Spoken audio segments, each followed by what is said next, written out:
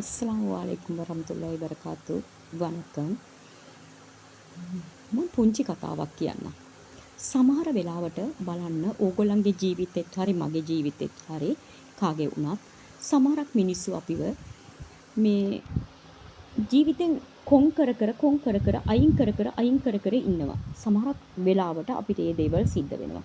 මොකද මිනිස්සු ගොඩක් වෙලාවට එහෙම අයින් කරනකොට සමහර වෙලාවට ඒකට උත්තර හොයනවා. අපි මොනවද කරේ? අපි වරදක් කරේ නැහැ. අපි කවදාවත් වැරදි කරන්නේ නැහැ. ඇයි මට මෙයා මෙහෙම කරන්නේ? ඇයි මට මෙහෙම අයින් කරන්නේ? ඇයි මාව මෙහෙම කොන් කරන්නේ? කියලා මිනිස්සු හොයා ඉන්නවා. හොයන්න එපා ඒව ගැන. ඇයි හොයන්නේ? අපිව කෙනෙක් අයින් කරනවා නම් අනේ ජීවිතේ මිනිස්සෙකුට ගෞරවය කියන්නේ තමාගේ ගෞරවය කියන්නේ ගොඩක් වටින දෙයක්. උසස් දෙයක් ඒක.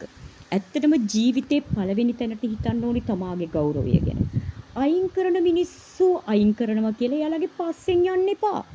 ඇයි මොකද්ද උනේ? මගේ අතින් මොනවද වරදක් වුණාද?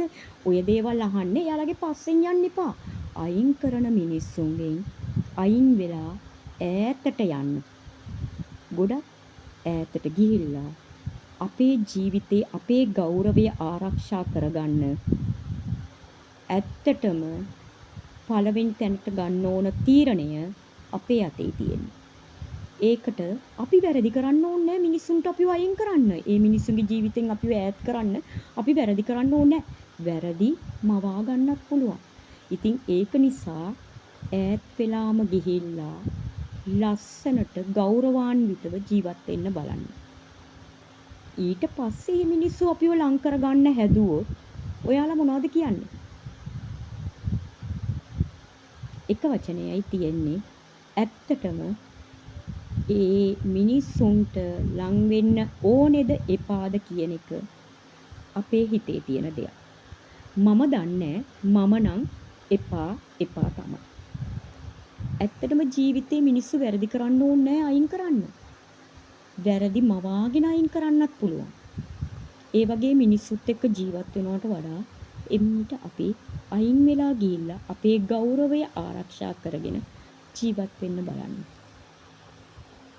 මේක මම කියන්න හේතුව ගමක වෙන්න පුළුවන්, ගෙදර වෙන්න පුළුවන්, යාළුවෝ වෙන්න පුළුවන්, සහෝදරයෝ වෙන්න පුළුවන්, අම්මා තාත්තා වෙන්න පුළුවන්, තම දරුවන් වෙන්න පුළුවන්. ඒ කවුරු වුණත් මම කියන්නේ ඇත්ත තත්ත්වය මේකයි. අපි මේ මොනවටද මට මෙහෙම කරන්න කියලා වැරදි හොයා ඉන්න එපා. හිමීට අයින් වෙලා ගිහිල්ලා තමාගේ ගෞරවය ආරක්ෂා වෙන විදියට ජීවත් වෙන්න බලන්න.